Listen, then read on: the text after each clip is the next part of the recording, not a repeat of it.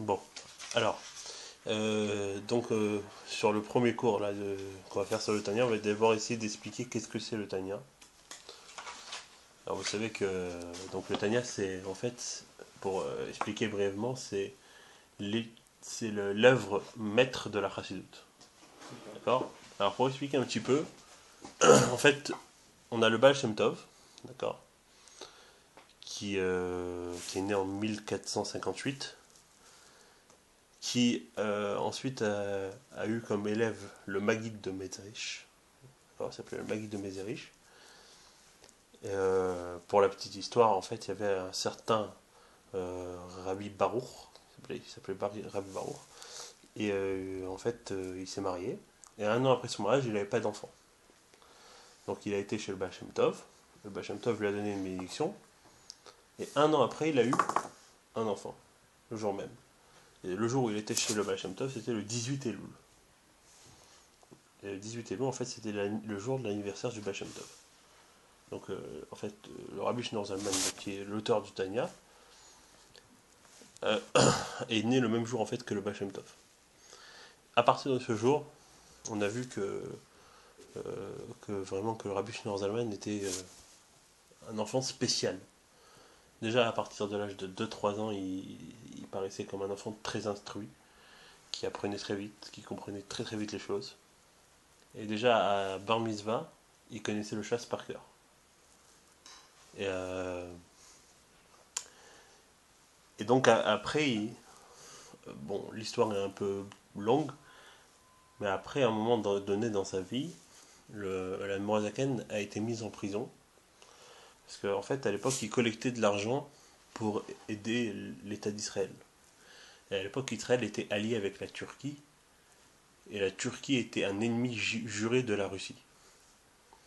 Et donc par rapport à ça, ils l'ont mis en prison. Parce qu'ils considéraient qu'il était un ennemi de la Russie. Et en prison, c'est là où il a commencé à écrire le Tanya. Et en fait, pourquoi il était mis aussi en prison? On dit que là-haut, il y avait une accusation sur lui, parce qu'il voulait déjà écrire le Tanya. Et il y avait une accusation sur lui, est-ce qu'on lui permettait de révéler cette œuvre? Ça, c'est pour la petite histoire. Un exemple qu'on donne aussi sur le Tanya, il y a une très très belle histoire. Enfin, c'est un genre d'anecdote pour essayer de comprendre un peu ce que c'est le Tanya. Alors, on nous dit que il y avait un jour un enfant qui était malade. Et cet enfant-là, c'était le fils du roi. Et il était très très malade. Et le roi va voir tous les médecins pour essayer de comprendre comment il peut guérir son enfant. Le problème, c'est que les médecins ne trouvent pas de remède pour son fils. Et, et donc, en fait, il va voir le meilleur médecin de son pays. Ce médecin lui dit, il faut prendre le joyau de ta couronne, il faut le moudre, et si ton fils arrive à boire une seule goutte, alors il est sauvé. Qu'est-ce que ça veut dire? Ça veut dire que le Tanya, c'est la base de la philosophie rabbinique. C'est un peu considéré comme la vision de la chassidoute simple, accessible à tout le monde. La chassidoute qui est déjà en fait un peu issue de la Kabbale, du Harizal, mais qui est plus ouverte à tout le monde. Et en fait, le Rabbi Shlomo Zalman a essayé de structurer ça dans une façon d'être également. Et en fait, le Tanya, c'est ce qu'il essaye d'aborder. Alors quand il fait, je ne sais pas si vous avez vu un Tanya, dans la première page, tu vois, la première page là, c'est la première page du Tanya, ça. Donc en fait, il faut essayer d'expliquer que dans le Tanya, tout est précis. Et on raconte que des fois, il y avait presque, l'Admorazaken réfléchissait presque 6 heures s'il devait mettre un vav ou s'il n'allait pas mettre de vav. C'est-à-dire que c'est vraiment très très précis le Tanya. Et en tout cas, on peut pas essayer de tout comprendre, mais on peut essayer d'en comprendre déjà une certaine partie. Mais plus on l'apprend et plus on peut comprendre des choses. Dans cette première page, Donc il dit, c'est le Sefer Likutei Amarim, c'est le premier livre du Tanya, parce que dans le Tanya en fait c'est une compilation de plusieurs livres. Le premier c'est Likutei Amarim, Likutei c'est des recueils Amarim de dictons. Chelek Rishon c'est le premier, donc la première partie sur les plusieurs parties. Anikra Beshem Sefer Shel Benonim. En fait le premier, il dit qu'il est appelé le Sefer des Benonim. Le Sefer des gens qui s'appellent les Benonim. C'est une certaine, on verra après. Et après, bon, il dit que c'est rassemblé de plusieurs livres et il dit que c'est basé sur le verset Karov elecha davar meod beficha uvivafra la soto. Et en fait, tout le Tanya, jusque déjà la première partie, va essayer d'expliquer comment c'est Karov elecha davar meod. Comment cette chose qui paraît si compliquée est en fait si proche. Donc il dit les Vaer et Ev pour essayer d'expliquer. Ech ou Karov meod, bederech aruka ou ktsara. Il dit un chemin long et court. Alors pour ça il y a un exemple. Qu'est-ce que ça veut dire long et court? En fait, il y a deux sortes de chemins pour arriver à une destination. Tu peux avoir un chemin qui est court, mais en fait il est long, ça les croit. C'est-à-dire qu'il n'y a pas beaucoup de kilomètres, mais il y a des trous, il y a des embûches, il y a des brillants, il y a des pièges, il y a des marécages. Donc du coup, il n'y a pas beaucoup de kilomètres, mais il faut faire attention que tu marches. De l'autre côté, il peut y avoir un chemin long, mais il n'y a pas d'embûches, il n'y a pas de pièges, il n'y a pas de marécage. Donc là, du coup, c'est peut-être plus court de passer par le chemin long.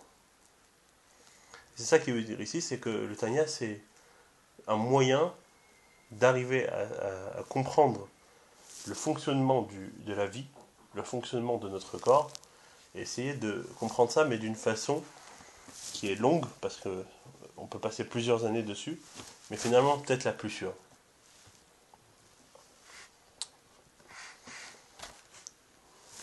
Alors, je ne sais pas si vous voulez peut-être vous mettre à côté pour suivre sur le texte, parce qu'on dit que c'est important quand même de suivre sur le texte. Et toi tu as... Moi j'ai. Ah, Donc là en fait, là commence le Tanya. Perek Aleph Tanya. Alors, Tanya, c'est le nom d'une. Quand on dit Tanya, en général, on évoque une braïta. donc Ritat ça. Le Ouais, Ritat ça. il a en fait le Tanya. Hein, pardon? Le Ritat il a le Tanya. Oui, le Tanya se trouve dans le Fritat. D'accord.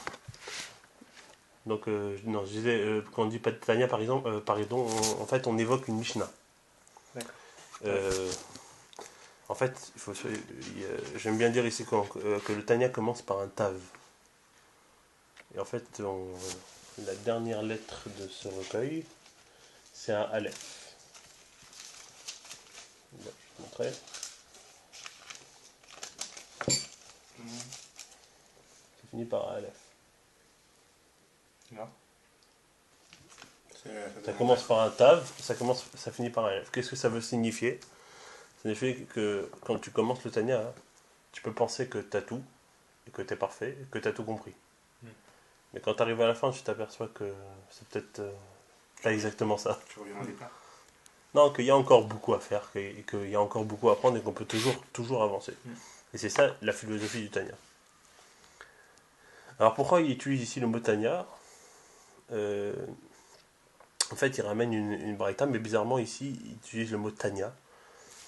Parce qu'il veut ici faire référence à toute la philosophie du Tanya, c'est-à-dire on peut raffiner toute chose neutre. Et en fait, Tanya, c'est les mêmes lettres que le mot Ethan, qui est un nom commun hébraïque pour les garçons. Mais en fait, avant tout, c'est un niveau divin, d'accord, qui se trouve ni dans les forces du mal, ni dans les forces du bien.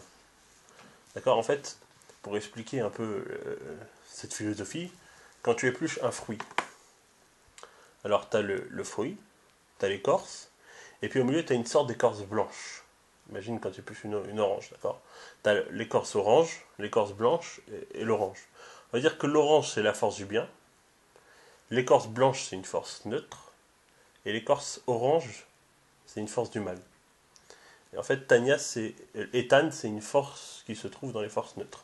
Et en fait, dans le Tanya aussi, il va essayer de rentrer. Donc, qu'est-ce que comment nous on peut interpréter ça et comment ça nous concerne. Alors, qu'est-ce qu'il y a marqué là-bas? Donc, Besov Perek Gimel de Nida. Tanya, Besov Perek Gimel de Nida. Il y a beaucoup de comme ça de racheter votre. Ne vous inquiétez pas. Alors, c'est marqué dans le traité Nida. Mashbi'in Oto. Avant qu'un juif vienne au monde, on le fait jurer. Tei tzadik, ve'al tei racha. On va faire jurer à une personne qu'il soit un tzadik et qu'il ne soit pas un racha. Ça c'est d'accord, ça c'est la Gemara là-bas. Et après il continue encore, il dit va filu kol haolam kulo amrim lecha tzadikata. Et même si tout le monde te dit sois un tzadik, heye benecha keracha, considère-toi comme un racha. Alors on va essayer d'expliquer parce que c'est quelque chose de très dur à comprendre. Alors déjà quand on dit mashbi moto, on le fait jurer. Le mot jurer, mashbin, ça vient aussi du mot masbin, qui veut dire rassasier. C'est-à-dire qu'on fait juger la personne, en même temps, on lui donne les forces pour y arriver.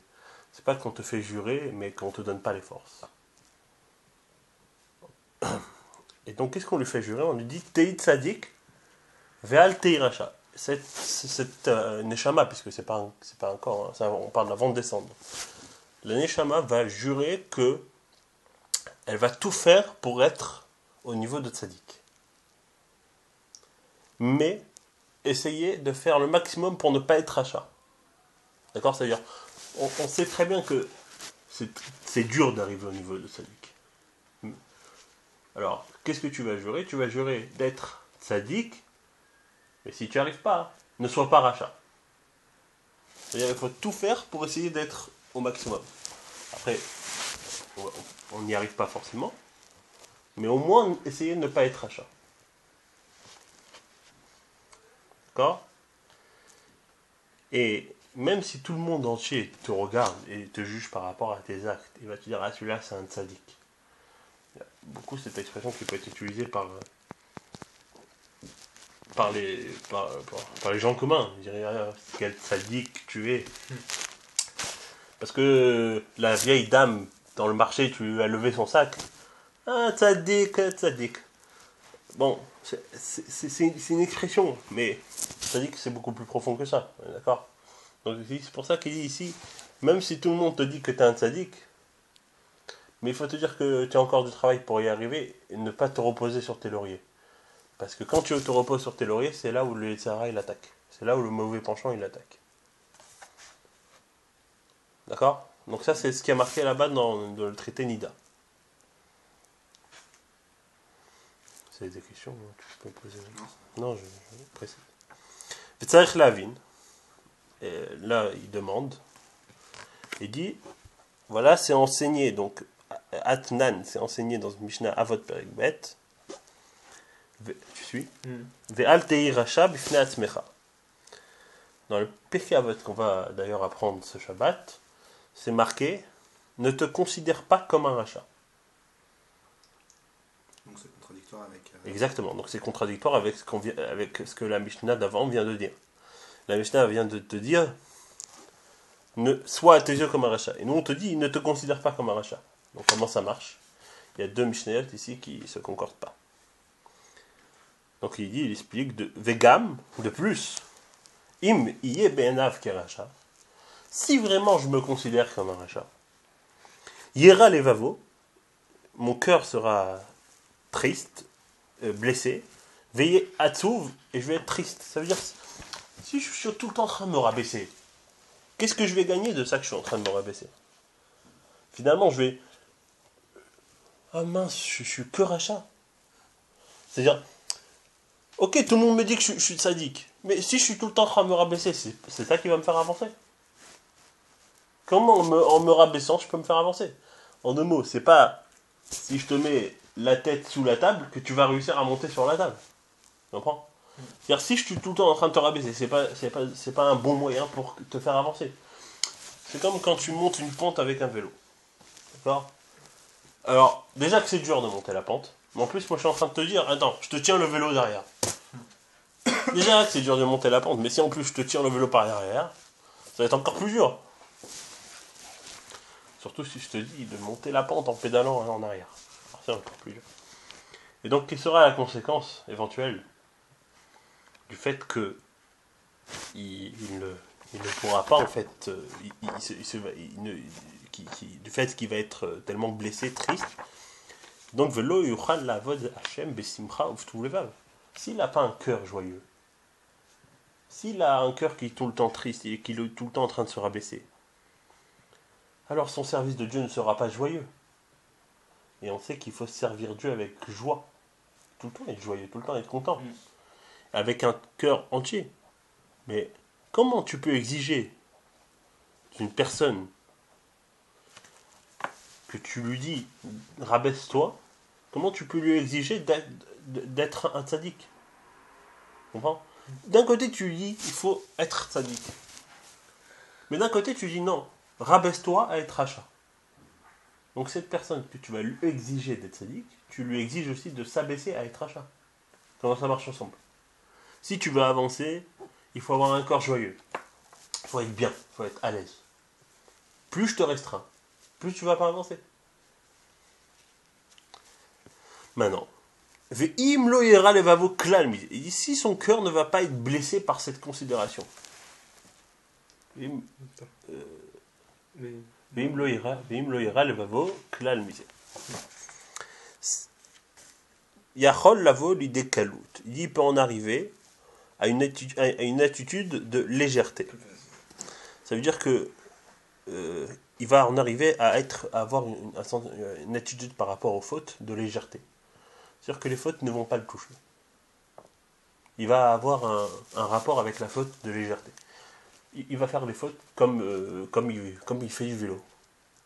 D'accord? Il aura plus ce cœur de toujours chercher à faire mieux. Il va rester dans sa routine. On appelle ça la routine, mais on dit la routine, c'est aussi une certaine chose que tu y restes dans ta processus et tu sors pas de là. Il faut toujours chercher à évoluer. C'est dans le cas où... Dans le cas où tu te rabaisses. Alors, soit ton cœur va en subir, il va être brisé, malheureux. Soit, si ton cœur ne va pas en subir, mais en tout cas, tu vas venir à dire ouais, bah à quoi ça sert que je fasse des mitzvot si de toute façon je dois me considérer comme un rachat. Il n'y a pas un chidouche sur le Donc lamed. ça sert à rien que je cherche à faire les mitzvot bien, parce que de toute façon je suis un rachat. Il n'y a pas un chidouche sur le lamed, on devrait avancer comme ça vers le haut toujours. Oui, On dit ça. bien sûr. Alors, Achaïnian. Maintenant, il va essayer d'expliquer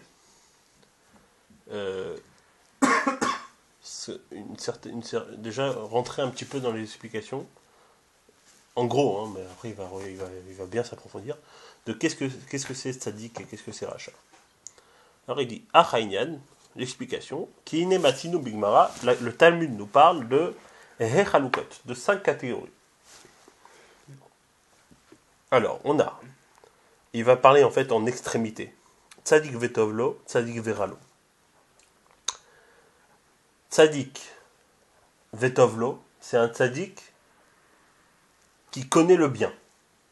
D'accord? On verra après ce que ça veut dire. Hein. Tzadik veralo, c'est un tzadik qui connaît le mal. Racha vetovlo, Racha veralo. Il y a le rachat qui connaît le bien et le rachat qui connaît le mal. Et puis, 5e, Benoni, l'intermédiaire. Ou Pirshu Bigmara, le Talmud là-bas explique Tzadik vetovlo, un tzadik qui connaît le bien, tzadik gamour, c'est un tzadik qui est accompli. Ça veut dire que c'est un tzadik qui a atteint un niveau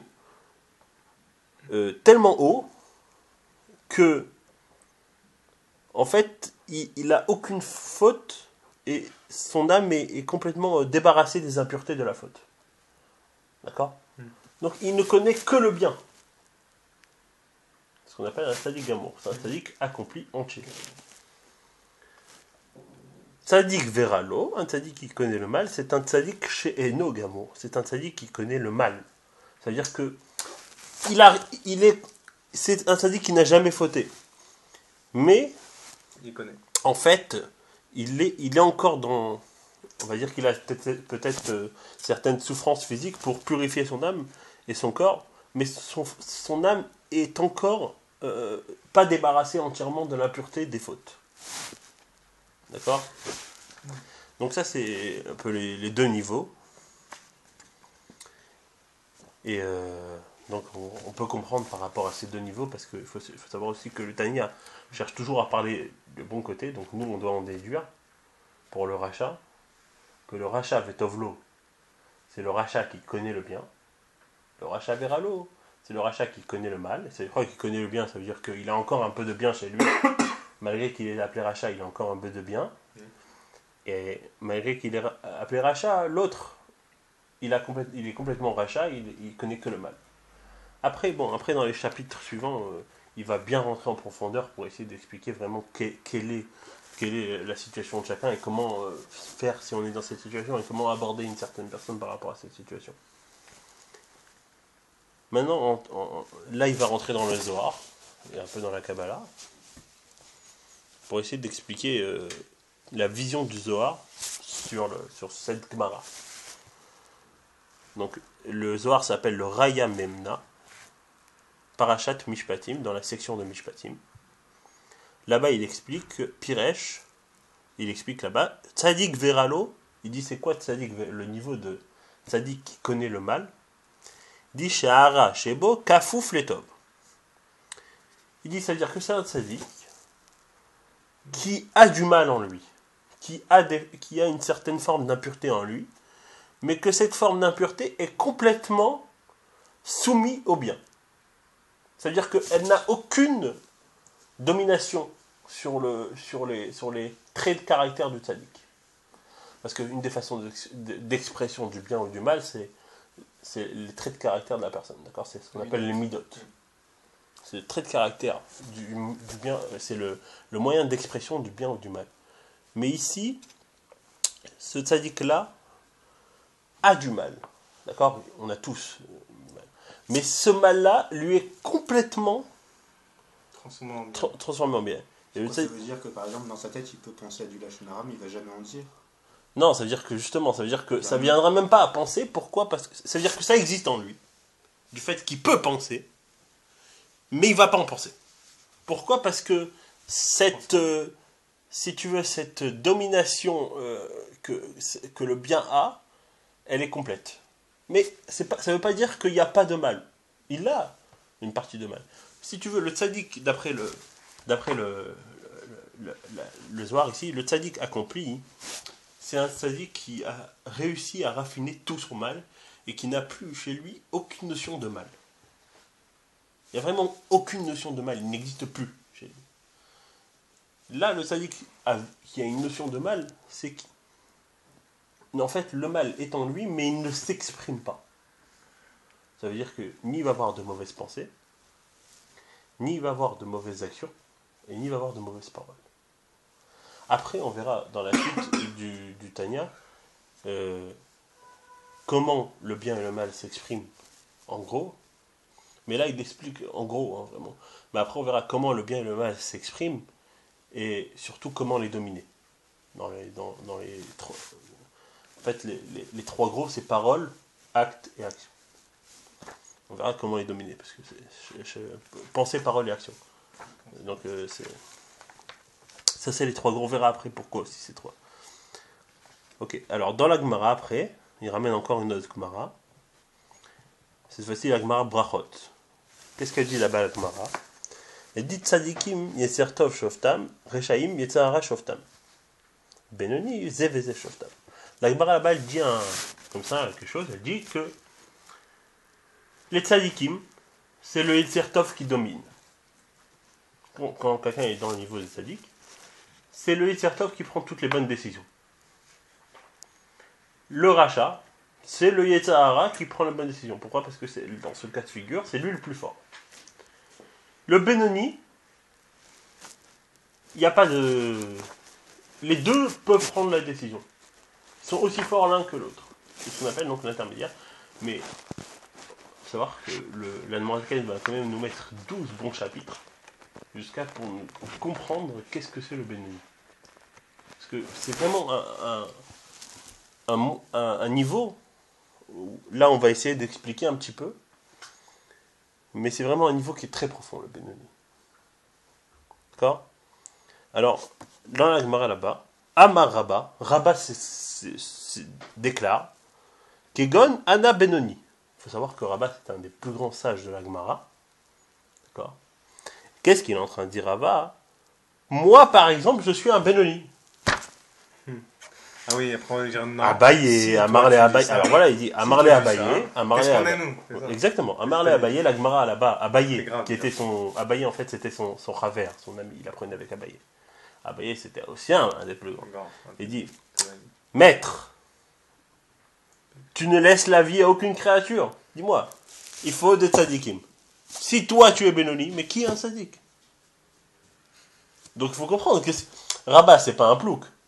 C'est pas un idiot. Qu'est-ce qu'il a voulu dire quand il a dit je suis Benoni? Et pourquoi il a dit ça? Pour pouvoir avancer.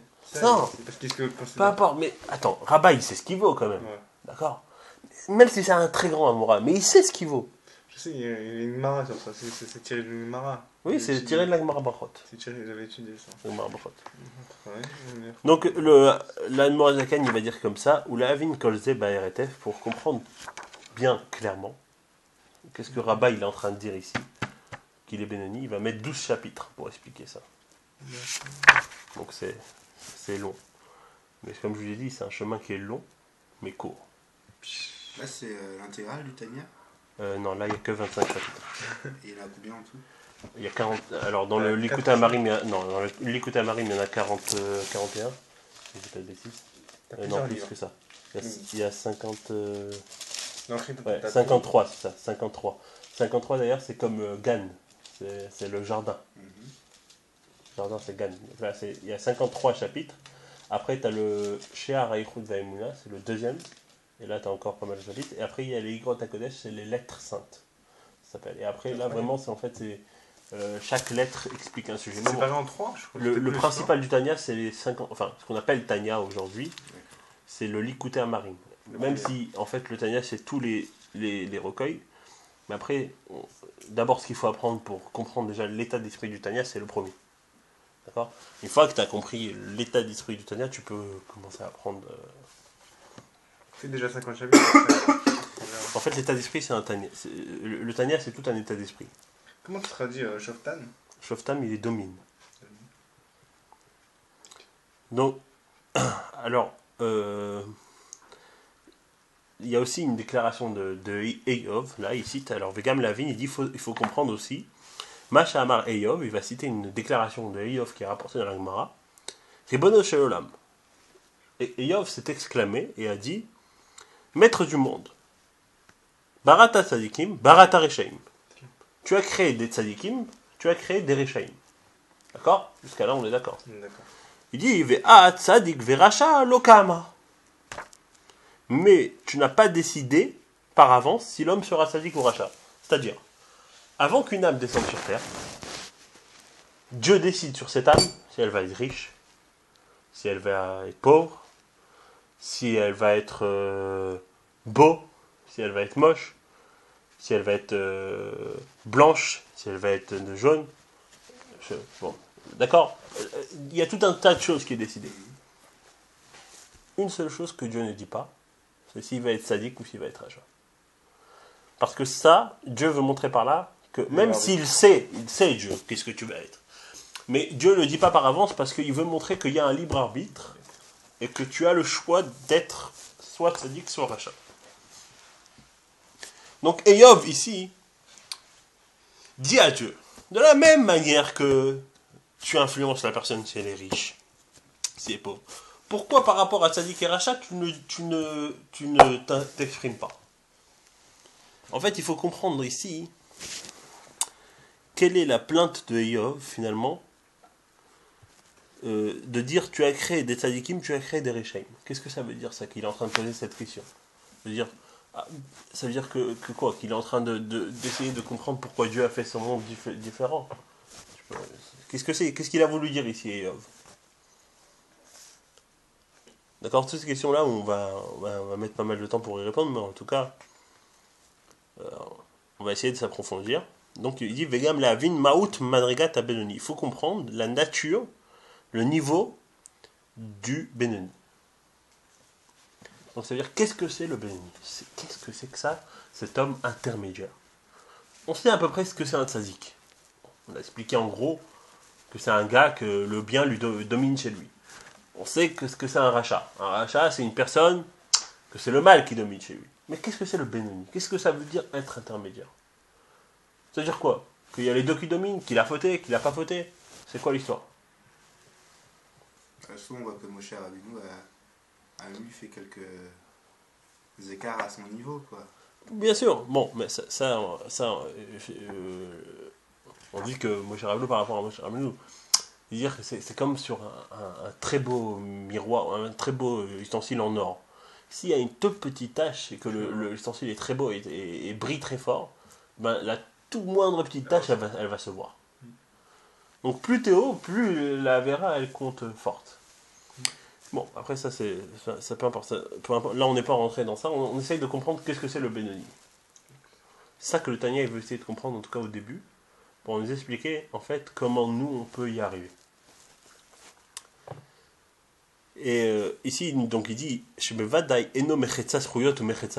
Benoni, c'est pas qu'il a une moitié de mérite et une moitié de péché.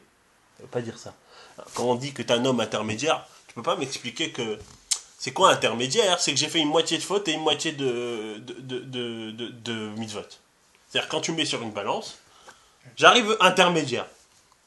C'est pas ça. Parce que si c'est ça, chez Imken, si c'est comme ça, Erta Rabba Beatzmo Lomar chez Benoni. Comment Rabba a pu dire qu'il était Benoni? C'est quoi le problème? Venoda dit c'est connu. Dès l'opasik pour Memigir, c'est que Rabba n'arrêtait pas, avait toujours sa bouche en train d'étudier, c'est-à-dire qu'il était toujours en train d'étudier la Torah. Il dit même si bien, même que l'ange de la mort ne pouvait pas avoir d'emprise sur lui. Donc c'est-à-dire ici, le zèle de Rabba ici, il était tel que Rabba ne négligeait pas un seul instant où il pouvait étudier et il n'étudiait pas. Donc comment tu peux me dire que le Benoni c'est quelqu'un qui a la moitié de faute? Le Rabba, il apprenait toute la journée. Comment tu peux me dire que c'est une personne qui est moitié faute? Ça marche pas, d'accord? Comment il aurait pu commettre l'erreur de penser qu'il avait une moitié de faute, qu'à Dieu ne plaise. Et Od, il va nous dire encore quelque chose, il dit au moment, à l'instant où tu fais un péché, Nikra Racha Gamour, tu es appelé un véritable rachat. Mais après, on va voir pourquoi on faute, comment on faute. Bon, le Tanya n'est pas là pour décourager la personne. On va voir pourquoi on faute, comment on faute, et en réalité, comment la faute est plus petite et à un degré plus petit que la mitzvah. Mais bon, pour l'instant, c'est le début. Donc pour l'instant, on essaye déjà de comprendre, de donner quelques bases, et puis après, on va s'approfondir. Veim kar à sa tchouva, et si il a fait tchouva, nikrat tzadik gamour. En fait, donc au moment où tu fautes, t'es appelé rachat, et si tu fais tchouva, t'es appelé tzadik. Gamour. D'accord? Tzadik gamour. Parce que en fait, si tu veux, le principe de tchouva, c'est un ressort. C'est un effet ressort. En fait, la tchouva est expliquée dans le Sha'ar Yichud V'Amunah. Tout le Sha'ar Yichud V'Amunah, il parle quasiment que de la tchouva. Alors, après, il dit va filou au vert ali sur kal celle du vrai sofrim, mikri racha. Même quelqu'un, une personne qui transgresse un interdit mineur des sages est appelé un rachat. Comme on voit dans le traité Yebamot et dans le traité Nida, là-bas on voit qu'en fait c'est marqué que les interdits des sages sont aussi importants, voire plus importants que les interdits de la Torah. Et on pourrait penser que c'est un interdit mineur, mais en réalité, cet interdit-là mineur, qu'à nos yeux il est mineur, en fait il est très grand. Donc c'est pour ça que même quelqu'un qui fait une avéra sur un interdit mineur, il est appelé à rachat. Encore une fois, c'est pas pour nous décourager, c'est tout ça pour nous donner une base. Et après, on verra le miel qui va ressortir de la base. Il dit, va filoumi sheyesh beyado limchod velomicha, même une personne qui avait la possibilité de t'empêcher de faire une faute. Il t'a pas empêché de faire la faute, Nikra Racha, lui aussi est appelé Racha. C'est-à-dire, si tu vois un ami à toi qui est en train de faire une faute, et tu l'empêches pas, tu le laisses faire, t'es appelé Racha. D'après la Gemara, hein, d'après Alors, si tu connais un juif qui transgresse Shabbat ou quoi que ce soit et tout, tu le mets en garde. Non, si tu le vois. Tu le vois, moi, Après, on verra. encore. Encore une fois, attends, encore une fois. C'est chaud, hein. Encore une fois, c'est chaud, mais. Ça me beaucoup. Après, on verra, dans le Tanya, après, il va expliquer comment, justement, aborder par rapport à ça. Parce que c'est marqué qu'il faut. Il faut mettre à l'épreuve ton. Enfin, il faut mettre à l'épreuve ton ami. Ça veut dire, il faut prendre ton ami et le réveiller un petit peu. Mais. Attends, c'est pas évident. Des fois, plus on est proche de la personne, plus on a du mal à l'influencer. D'accord ? Parce que justement, du fait qu'on est proche, on ne veut pas mettre un voile entre nous deux. Donc c'est pas évident. Donc on verra aussi, le Seigneur va expliquer tout ça. Donc encore une fois, là il donne les bases. La base, qu'est-ce qu'on apprend à la base, qu'est-ce que c'est rachat, qu'est-ce que c'est tzaddik. Qu'est-ce que ça veut dire faire un mitzvah, qu'est-ce que ça veut dire faire une avera. Et il dit, vechol sheken, a fortiori, vekal vachomer, même va-t-elle ezom mitzvah tassé chez Charlo le Kaima. Une personne qui a la possibilité de faire une mitzvah et qui la néglige. C'est-à-dire, Kemo, par exemple, Kol chez Charlo la sok batora veno sek. Toute personne qui a la possibilité d'apprendre la Torah, c'est-à-dire qu'il a les capacités intellectuelles, qui a le temps, et qui ne le fait pas. Chez Alav d'Ashur Azal, que les Chachamim ont dit que sur lui s'applique le verset, qui dvar Hashem biza, car il a méprisé la parole de Dieu, la Torah. Ikaret, Ikarem, son âme sera retranchée. Son âme sera retranchée. Donc il parle carrément de retranchement. Donc, Pshita de Mikre Racha, il est évident que dans ce cas, il s'appelle Racha, Tfé mais ouvert Issour de Rabbanan, plus que celui qui fait un interdit rabbinique. Et donc, Ve'al Kochach, Abenoni en bo afilu avant bitul Torah, Mishumachi, Ta'araba Basmo le marche Benoni. C'est-à-dire que, il te dit donc, on peut en conclure de là, de tout ce qu'on vient de dire, que le Benoni n'est pas coupable même d'avoir négligé l'étude de la Torah un seul instant. Et donc Rabat ne peut pas commettre cette erreur gigantesque de dire qu'il est Benoni. Encore une fois, ça peut faire peur de voir tout ça. Mais là, c'est juste quelques bases pour essayer déjà de comprendre un peu qu'est-ce que c'est le Benoni. Mais comme je dis, c'est long, il ne faut pas s'arrêter. Alors il y a une petite note là. Je vais juste expliquer ce qu'il dit dans la note. En fait, dans cette note, il cite un Zohar. Dans le Zohar, il dit que celui dont les fautes sont peu nombreuses est appelé tzaddik, qui connaît le mal. Donc d'après ce Zohar, ça veut sous-entendre que le tzaddik qui connaît le mal, c'est un tzaddik qui a des fautes, mais seulement elles sont peu nombreuses. Comment tu peux dire qu'il s'appelle tzaddik, d'après ce qu'on vient d'expliquer, que la personne qui faute est appelée un rachat. Alors il dit que d'après ce Zohar-là, en fait, c'est dans la question de Rav Hamnouna et Eliaou. En fait, Rav Hamnouna a rencontré Eliaou et il lui a posé la question, qu'est-ce que ça voulait dire tzaddik ? Est-ce que tzaddik veralo, ça voulait dire que, par définition, que c'est une personne qui a des fautes mais peu nombreuses ? Ça, c'est dans la question. Et dans la réponse, en fait, Eliaou vient lui répondre que, comme on a expliqué tout à l'heure, qu'en réalité, tzaddik veralo, c'est que le mal qu'il y a en lui, il existe, mais seulement il est complètement dominé par le bien. Et il dit que la Torah a plusieurs modes d'interprétation. On dit même que la Torah a, donc là il dit 70 facettes, donc on peut l'interpréter de 70 façons. Donc on peut expliquer aussi ça. Mais nous on va chercher ici à essayer de comprendre vraiment le profond de la chose. C'est les wannabe. Alors il dit maintenant, Ve'ad amrinan be'alma. Ça qu'on dit en général, des mechetza al mechetza mikre benoni, verov sruyot mikre tzadik. On dit que quelqu'un qui a une moitié de faute et une moitié de mitzvot est appelé benoni, et quelqu'un qui a la majorité de mérite est appelé tzadik. Il dit ça, ou shem amushal. C'est un nom, un terme emprunté, détourné de son usage. C'est-à-dire que c'est pas le vrai contexte. Par rapport à la punition et à la récompense. C'est-à-dire, en effet, par rapport à la punition et à la récompense, si tu as plus de mitzvot que de averot, alors là, en ce cas-là, tu vas être jugé, avoir plus de bien que de mal. Parce qu'un homme est jugé, il dit, les fiches donne à Harubo, parce qu'un homme est jugé d'après la majorité de ses actes, et donc, au mikre tzadik bedino, machar shezukha bedin, puisqu'il a plus de mitzvot que d'averot, il est appelé tzadik. Mais là, ça veut dire quoi, tzadik? Ça ne veut pas dire tzadik comme c'est vraiment tzaddik. Tzaddik ici, ça veut dire méritant. C'est-à-dire que comme cette personne-là, elle a plus d'avérot que de mitzvot, plus de mitzvot que d'avérot, alors elle va être appelée tzaddik méritante. Elle va gagner le jeu. Elle va gagner sa récompense. Mais dans la réalité des faits, c'est pas ça un tzaddik. D'accord? Alors, d'après la réalité des faits, Amrou Rabotenu, ils disent, les Chachamim, ils disent, Tzadikim Yetzertov Shoftam. Les Tzadikim sont jugés par le Yetzertov, sont dominés par le Yetzertov. Chez Nehemar, et là ici, c'est un verset de Teilim, Velibi Halal Bekirbi.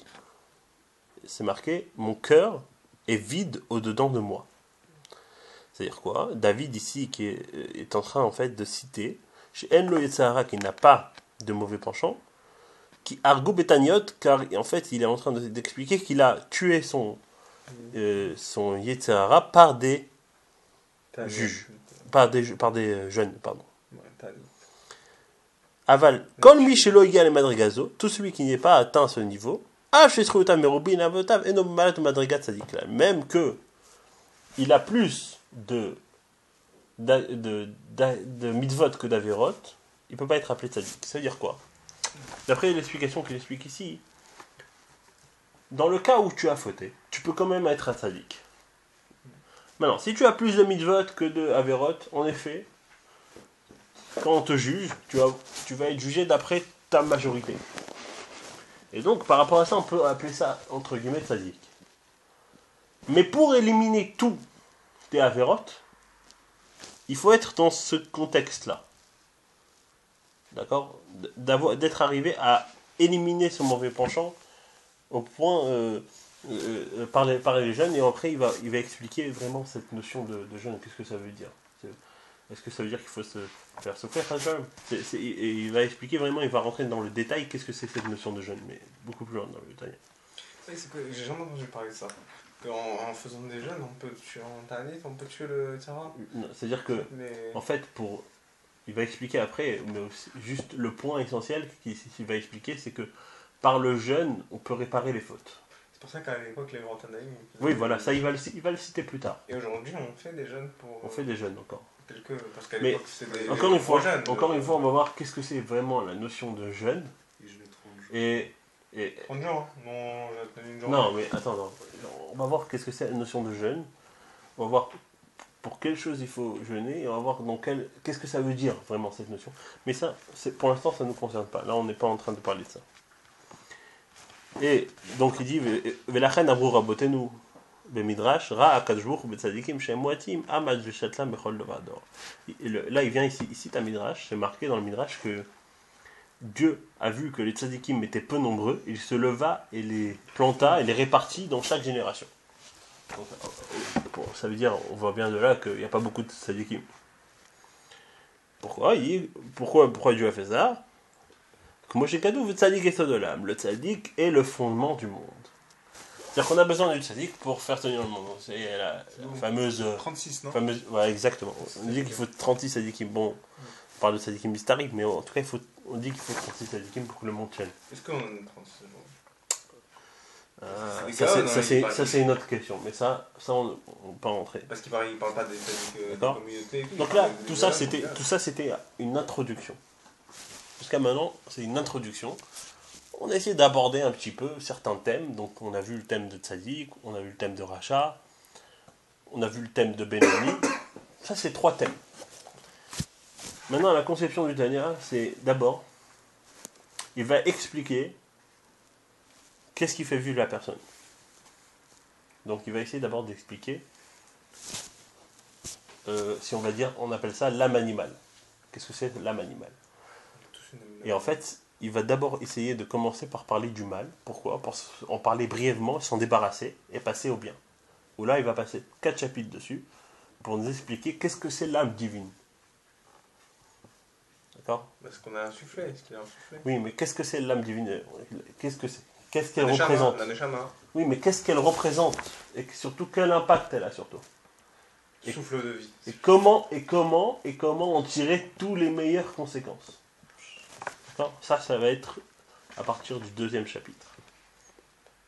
J'ai aucune notion de... Ouais, ça. Alors, j'ai aucune notion, c'est par rapport à l'heure, vous me dites. Bon. D'accord. On peut finir le... D'accord? Donc là, maintenant, il va essayer d'expliquer d'abord qu'est-ce que c'est l'âme animale. On va te rappeler tzaddik, Rechaim, si on ne peut pas. Alors, il dit Arbi Orainian, il essaye d'expliquer Apul Maché Katav, Ara Chaim Vital, Béchar et Dusha. Alors là, ici, tu as un écrit du Rav Chaim Vital. Alors, Chaim Vital, on l'appelle le Etz Chaim. On l'appelle aussi le Etz Chaim. C'est un kabbalistique qui était l'élève du Harizal. D'accord? C'était l'élève du Harizal. Il explique comme ça. Il dit Cholish Israël, chaque juif, Echad Tzadik, Echad Racha, Yesh Te Neshamot. Là, il va parler d'un concept qui est peut-être difficile à comprendre au premier abord, mais il dit que chaque juif, Tzadik ou Racha, possède 2 âmes. D'accord? À l'animal et l'âme divine. D'où on sait ça? Comme c'est écrit dans Isaïe, il dit et Uneshamot Anias, il dit. Et là-bas, il dit et des âmes. Donc des, c'est minimum 2. Donc les âmes au pluriel que j'ai faites. Dieu dit les âmes que j'ai faites. Ça veut dire, même si le verset là, il ne se réfère pas à un juif comme individu, mais en fait la forme plurielle est employée pour nous dire que il y a 2 âmes. Et qu'est-ce que c'est ces 2 âmes en fait? Shem, Shtei Nefashot, c'est en réalité 2 forces vitales. C'est pas qu'on a si on veut, une âme, d'accord? Et on a une âme en plus, enfin, oui, on a quelque chose, mais en fait, c'est qu'on a une force vitale en plus. Ils sont complémentaires. Ouais, elles sont les 2 complémentaires, et pas seulement que, enfin, il y en a, en fait, on va expliquer. Il y en a une vitale, et il y en a une plus spirituelle. Alors, il va expliquer. Il dit, la première âme, Nefesh Achat, la première âme, Mitzad Aklipa Vesitra Hara. La première âme vient du niveau de la klipa et du niveau de la sitra hara. Qu'est-ce que c'est le niveau de la klipa? Alors comme je dis, la klipa en hébreu veut dire écorce.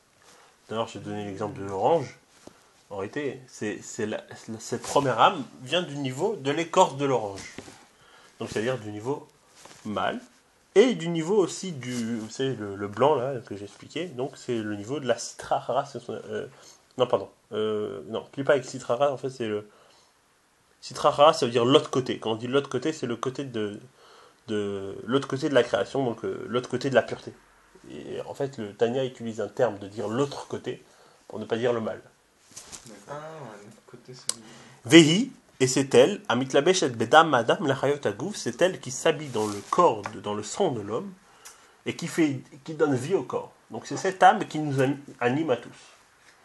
C'est cette âme qui nous fait vivre. Comme il est écrit,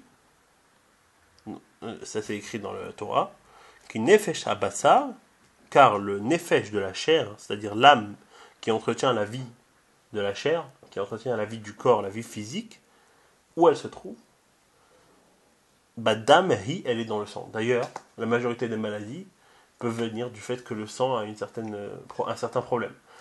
D'ailleurs, quand vous soignez une maladie, qu'est-ce qu'on fait? Une prise de sang. Pourquoi? Parce que c'est en fait, on est en train d'examiner cette âme qui nous fait vivre. Et selon l'état physique du sang, en fait, c'est l'état physique de l'âme. C'est pas le sang. C'est l'âme directement qui joue sur notre sang. C'est pour ça qu'une personne qui va perdre son sang, à un certain moment donné, va mourir si elle a perdu trop de sang. Pourquoi? Parce que c'est l'âme qui part avec le sang. Il y a beaucoup de maladies psychologiques. Oui, mais alors, Ça aussi, il faut savoir que le cerveau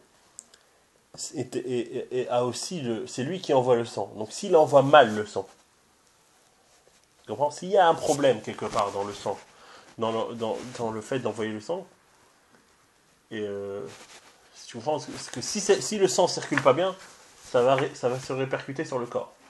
Mais en tout cas, ce qui est après, on va voir quel est le rôle du cerveau et comment le cerveau joue ce rôle sur le reste des sentiments et sur le corps. Mais ce qu'il faut comprendre ici, c'est que on a une âme qui nous fait vivre, et cette âme-là, c'est le sang. En fait, se trouve dans le sang. C'est-à-dire que c'est par le sang comme l'animal. Tous animés, c'est pour ça qu'on dit. C'est pour ça qu'on appelle ça une vie. Voilà, c'est pour ça qu'on appelle ça l'âme animale. Pourquoi l'âme animale? Parce que l'animal aussi vit. Sauf que l'animal, il vit pour vivre. C'est-à-dire un animal, quand il se lève le matin, il va pas se dire, tiens, aujourd'hui, au lieu d'aller voir un train, je vais aller voir un avion. Tu comprends? Ça rime à rien. Il va pas se lever le matin et dire, tiens, aujourd'hui, je vais manger du beurre au lieu de manger du foin. Tu comprends? C'est un animal, non, c'est... Oui, alors tu dis Ahmar, mais Ahmar, c'est un âne. Mais même une vache, tout simplement, son service de Dieu à elle, c'est de se lever et de regarder les trains et de manger du foin. Tous les jours. Mais tous les jours, elle fait la même chose. C'est là qui sauf que, en fait, bon, pour expliquer, tu parles de l'animal, mais sauf que, en fait, par rapport à l'animal, l'homme, il y a 4 catégories. Pour commencer par le plus petit, domème, c'est le minéral. D'accord? Ça a une forme de vie aussi, le minéral. Après, il y a les somméars, c'est les plantes. Donc là, c'est déjà quelque chose qui bouge. Parce que le minéral, c'est de la pierre, c'est quelque chose qui ne bouge pas. Après, il y a le chai, c'est-à-dire tout être qui a de la vie. Par exemple, les animaux, les chiens, les chats, les vaches, les tigres, ce que tu veux, ça a plus de vie qu'une fleur. Ouais, d'accord? Une fleur, ça pousse et basta. Ça va pas aller se promener. J'ai encore jamais vu des fleurs avec des pieds. Il y a des plantes carnivores. Non, oui, mais c'est pas de... Et le niveau au-dessus, c'est l'homme, c'est celui qui parle. C'est-à-dire que l'animal, il a une façon de parler, mais c'est sa façon de parler.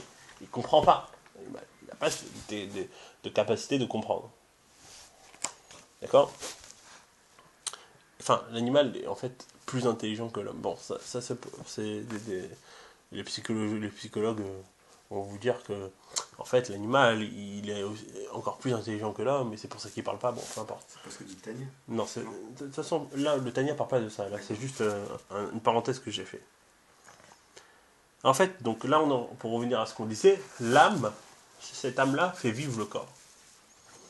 Et en fait, de cette âme-là proviennent tous les mauvais traits de caractère de la personne. Donc il dit il dit de cette âme proviennent tous les mauvais traits de caractère qui proviennent des 4 éléments qui sont en elle. C'est quoi ces 4 éléments? Le feu, l'air, l'eau et la terre.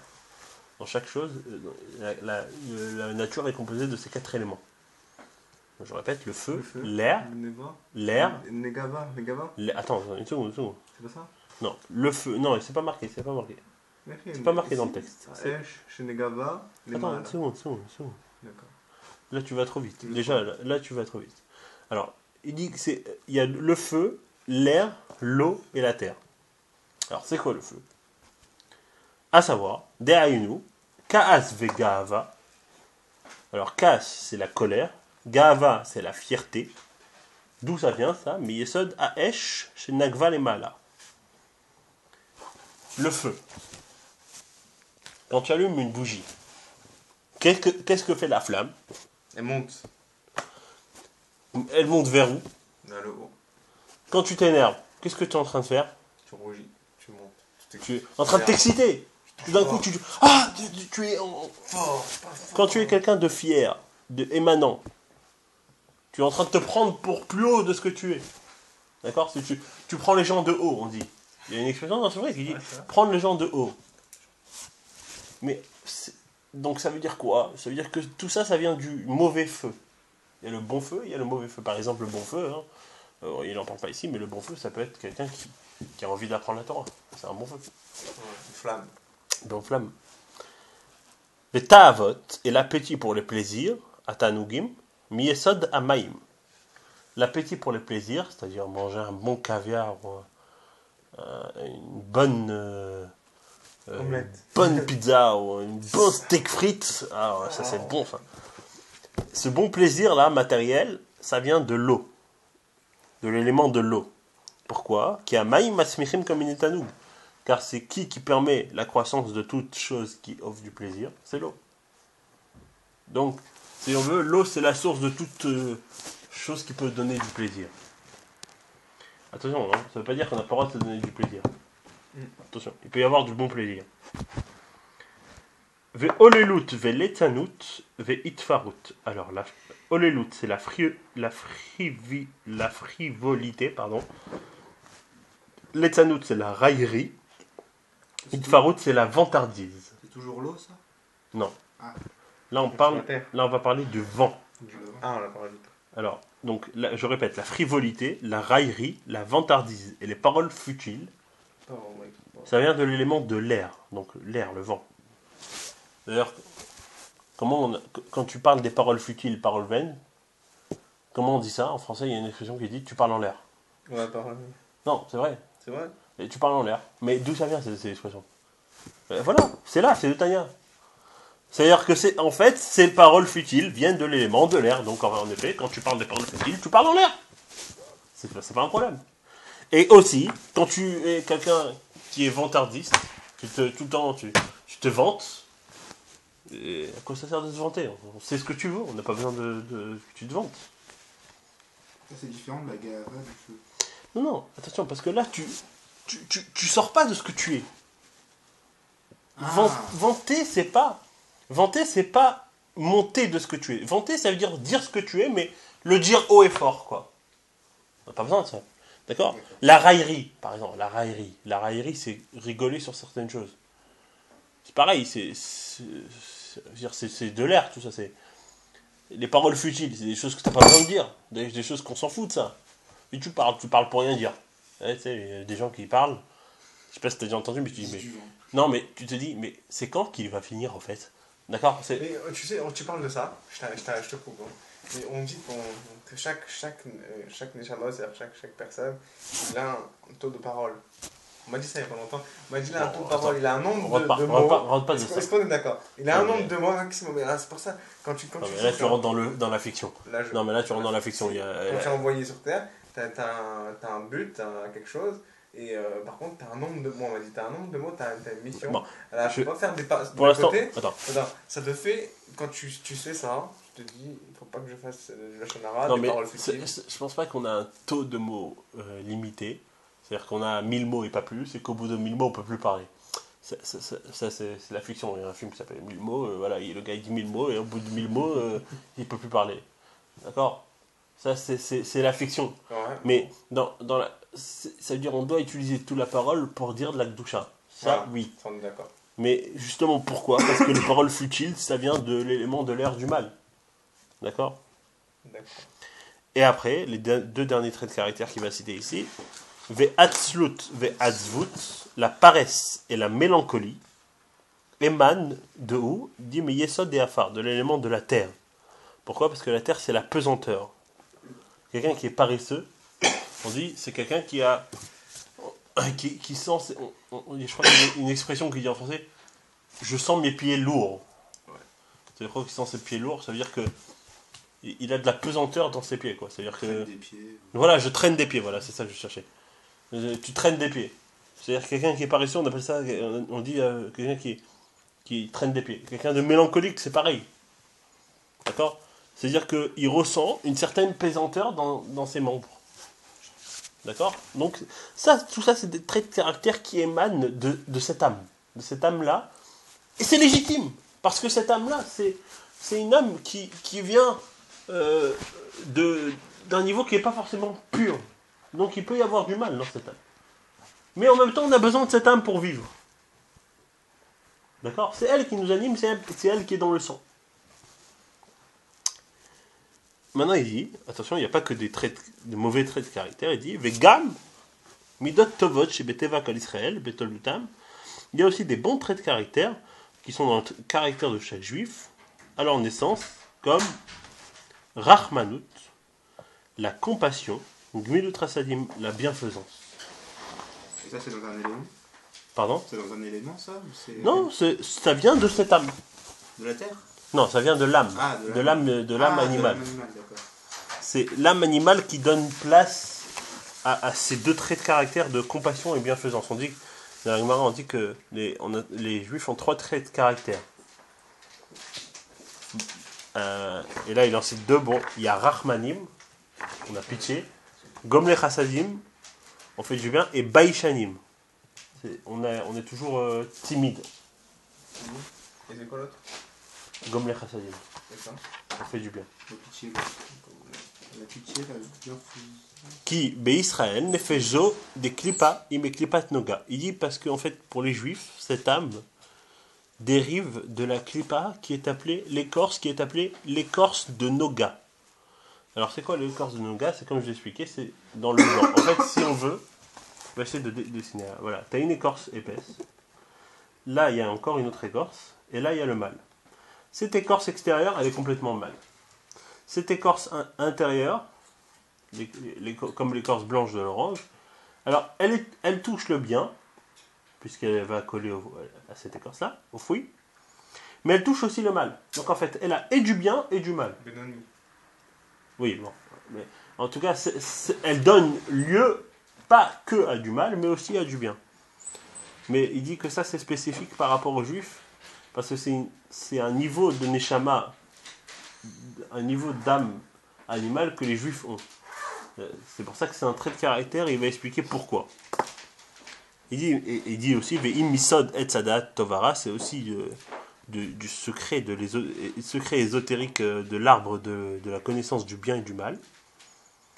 Par contre, il dit Machen Ken, en revanche, les âmes nefashot, les âmes umot olam, des nations du monde, em bishar klipot tmeot, il dit ils viennent des autres écorces qui sont complètement impures et où il n'y a aucune qualité de bien. Et il va expliquer pourquoi.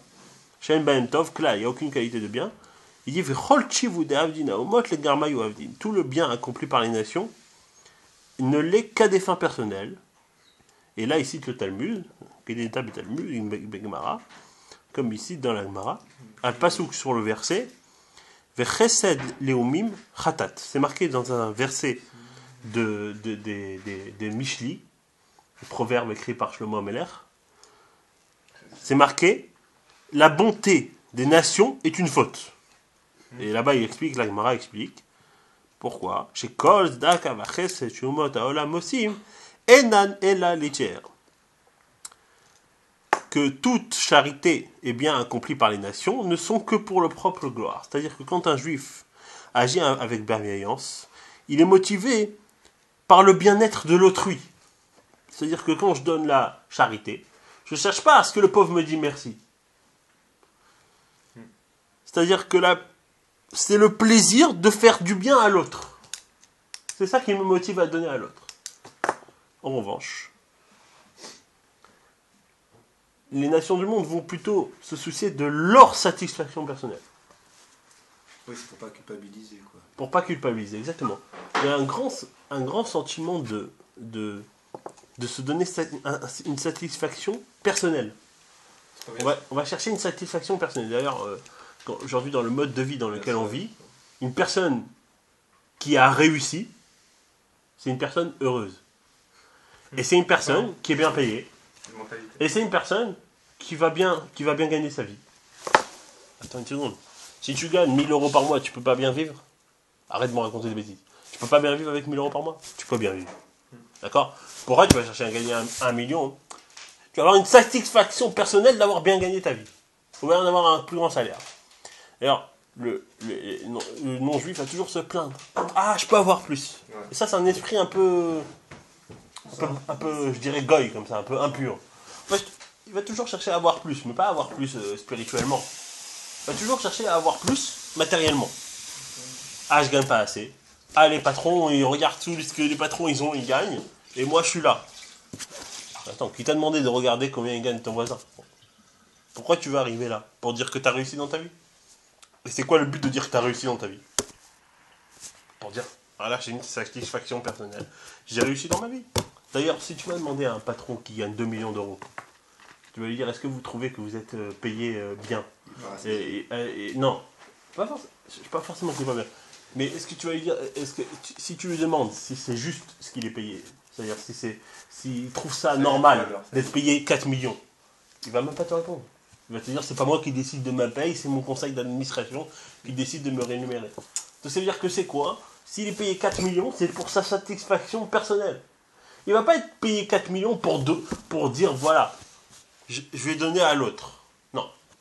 Et d'ailleurs, bon, alors il y a un sujet d'actualité, on a vu récemment, un joueur de foot qui est arrivé à Paris, là, il a dit, je vais te donner à les associations. Mais finalement, le gars, jusqu'à aujourd'hui, il n'a rien donné. Hein.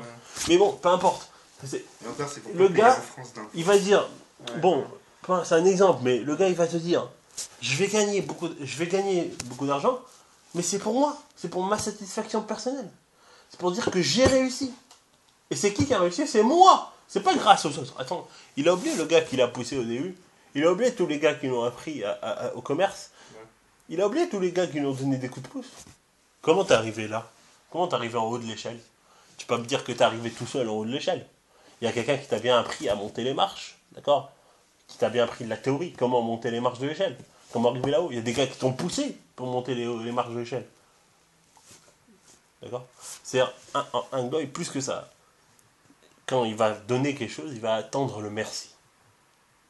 Ah, toi tu me dis pas merci? Je t'ai tenu la porte, tu me dis pas merci. Ouais, des fois, moi ça a arrivé.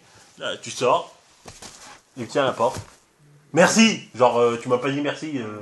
En fait, je t'ai tenu la porte juste parce que j'attendais que tu me dises merci. Non, ça marche pas. Mais si tu me dis pas merci, ça marche pas. Pourquoi? Parce que tu m'as pas donné ma satisfaction personnelle. Incroyable, hein? Donc, juste tout ce que les gars ils me font, tout le bien, et même le petit. Juste tenir la porte, c'est rien. Tu me dis, c'est un service, mais un service de bigot. Pour parler un peu. De bigot. Voilà, c'est un service bidon, quoi. Bidon. Hein. Bidon. Bah, ça vaut rien. Bah, pour eux, si tu leur as pas dit merci, ils sont pas contents. Ça vaut rien, ça. Ils sont pas contents. Ça marche pas. Si c'est un juif qui fait ça, ça marche pas, il a pas la Encore une fois, le juif, quand il va tenir la porte, c'est pour pour aider l'autre, c'est pour le bien de l'autre, pour que l'autre n'ait pas à se fatiguer à tenir la porte.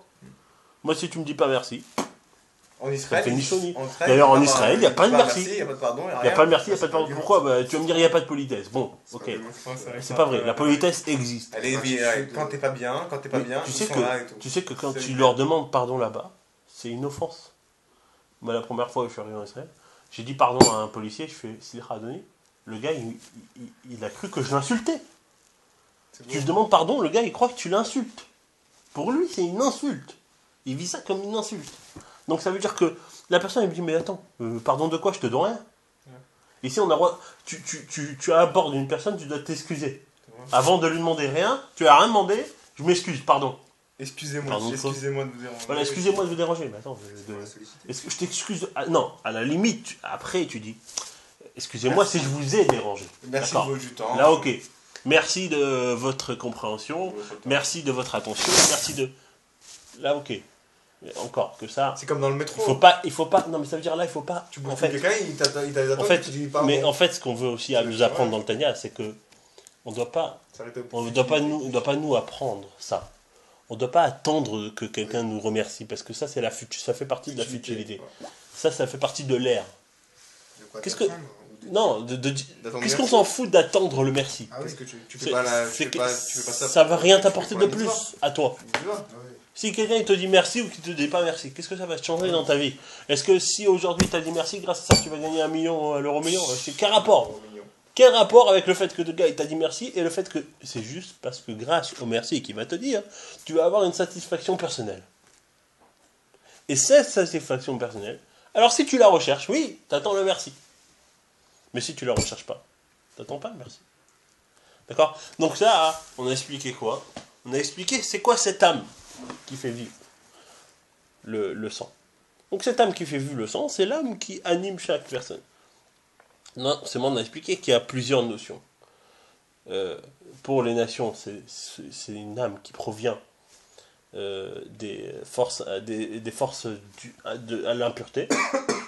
Et pour les juifs, c'est une âme qui provient des forces, on va dire, intermédiaires. Ni impures, ni bien. Et après, dans le deuxième chapitre, on va nous parler de l'âme qui vient du fruit, c'est-à-dire du complètement pur, de l'âme qui est pure. C'est ce qu'on dit aussi tous les matins, Neshama Teora Shinatatabi. La Neshama pure que tu as donnée en moi. Et on va voir qu'est-ce que c'est cette âme et qu'est-ce qu'elle représente. Et là, on va beaucoup en parler plus longuement. Donc là, le Tanya, il a commencé d'abord par se parler de cette âme finalement impure pour vite qu'elle soit pas jalouse aussi. Voilà, il m'a dit ah mais c'est normal, tu as pas voilà. L'Admorazaken a voulu donner une place au mal, mais on parlait très brièvement. On va en reparler après, mais il a voulu en parler très brièvement pour venir vraiment à s'allonger, parler longuement sur qu'est-ce que c'est cette âme, deuxième âme là, qu'on dit il y a deux âmes. Surtout qu'est-ce que c'est ce concept des deux âmes et pourquoi et on a besoin de cette deuxième âme et qu'est-ce que cette deuxième âme a un impact. Tout ça on verra. On en a parlé, ça. Si Dieu veut au prochain cours. On en a parlé il n'y a pas longtemps un Shabbat. Il y a un Shabbat, il y avait